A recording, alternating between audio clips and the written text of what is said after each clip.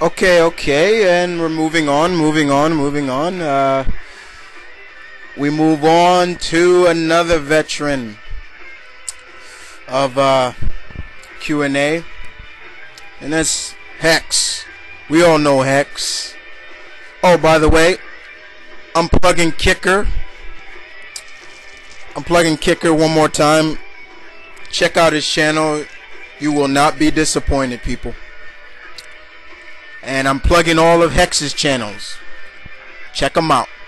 He is literally converting all his videos to HD, and I gotta say, they are coming out beautifully. And if you haven't subscribed to his HD channel, Brandon Hex's HD channel, subscribe to it, people. Alright, so moving on. He was tagged as well, but he wasn't tagged by Ass Kicker. He was tagged by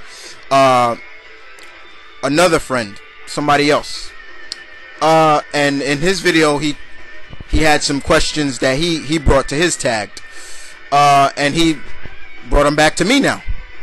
Okay, so first and foremost, his question is a wrestling question. He knows I'm a huge wrestling fan, and he says, "What are your feelings on Chris Benoit before, then, and now?" All right, Hex, I respect what you said. I respect everything you say. I have no quarrel about anybody's opinion. I respect everybody's opinion, and that's your opinion. My opinion on Chris Benoit is simple. As a wrestler, I respected him. He was probably one of the best technical wrestlers out there. Okay? That's as a wrestler. As a person, human being, outside of wrestling, I can't go with that. What he did has no quarrels with me. You committed suicide. Not only did you take your own life, you took the family, your life, the lives of your wife and your son. That holds no quarrel with me, bro. No question at all. I feel that taking that route of is cowardice. You know, I don't care what religion you are. Suicide is cowardice to me. That's a form of a coward. You know what I'm saying? And, you know, somebody's going to say, oh, you got to blame the drugs. This man was a grown man. He knew the consequences of taking the drugs, the juice. Don't sugarcoat it. You know, he's a grown man. Take responsibility for your actions, bro. You have no cause. As a wrestler, cool. But as a human being, I'm not with that, Hex. Not at all. Alright. Next question is, what Marvel movies let you down? Easy. Daredevil let me down. I'm sorry. I have it in my collection, just to have it in my collection, and I enjoyed the director's cut better than the theatrical cut, but still, it was a letdown for me. Elektra. I love Elektra. She's one of my favorite heroines, and it let me down. Let's see. I'll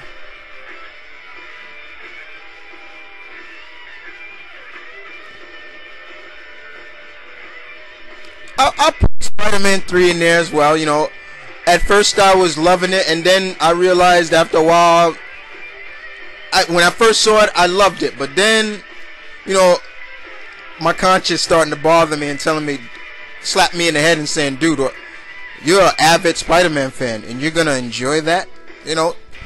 Yeah, but those are some, Hex. Alright, and your next question is, what Marvel movies did you like that the majority hated? I'm with you on X-Men 3. I loved X3. You guys know I nitpick at a lot of movies when it comes to comic book movies. Alright? You know, I nitpicked at certain things like Juggernaut, you know, not being a mutant, you know, not being his powers being magic based, him not being related to Charles Xavier, things like that. There are other things involved in it.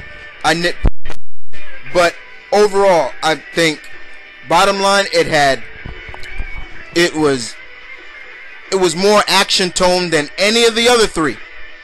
You know, the action in 3 was amped up.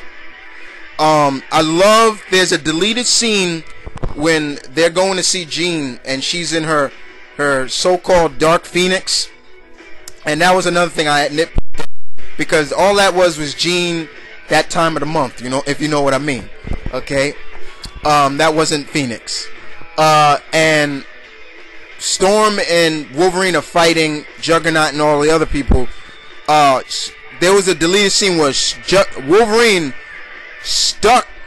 He literally jabbed Juggernaut in the head with his claws, his helmet and everything, and then said Storm, and he literally Storm ran a current through his head, and he knocked out. They knocked out Juggernaut like that. I love that scene. But the fight scene at the end when they're on the island and it's Beast and Colossus, Kitty, Iceman, Storm, and them fighting all the other mutants, thought that was great. But that's one movie. I enjoyed the Ghost Rider movie. If you would not believe, Hex, how many people that I talked to, that the majority did not like that movie. I enjoyed that movie because, once again, it was another character outside of the big names that got a movie. And I think, yes, again, I nitpicked at some, especially his origin, but it was still pretty well told in my book. Of course, I'm nitpicking at Blackheart. You know, I thought at the end of the movie they were going to show Blackheart in full form, but it didn't go down that way. I'm looking forward to the sequel. They're going to do a sequel known as The Spirit of Vengeance. However, I don't think it's going to, from what I'm hearing, it's not going to be Johnny Blaze. It's going to be my favorite that I first read when I read Ghost Rider, Dan Kench. Let's see, what else? Marvel movie I enjoyed.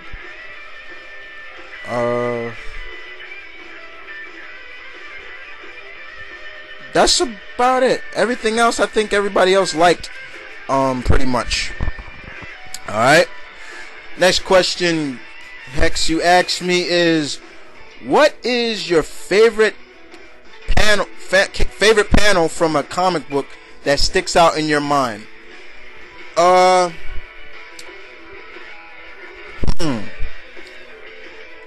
Well, one's coming to me right now while we're talking, and that's easy. That's from Siege, where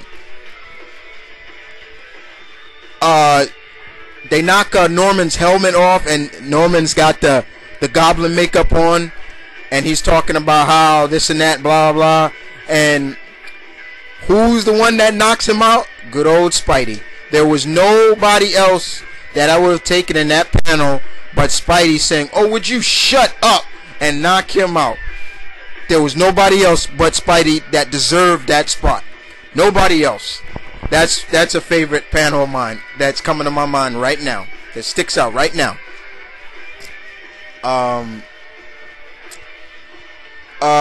Did you enjoy Siege?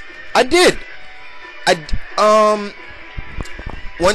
did enjoy Siege. It pretty much kind of got right to the point. Marvel finally didn't go lengthy and go 8 to 5 to 6 stories just to get to the end.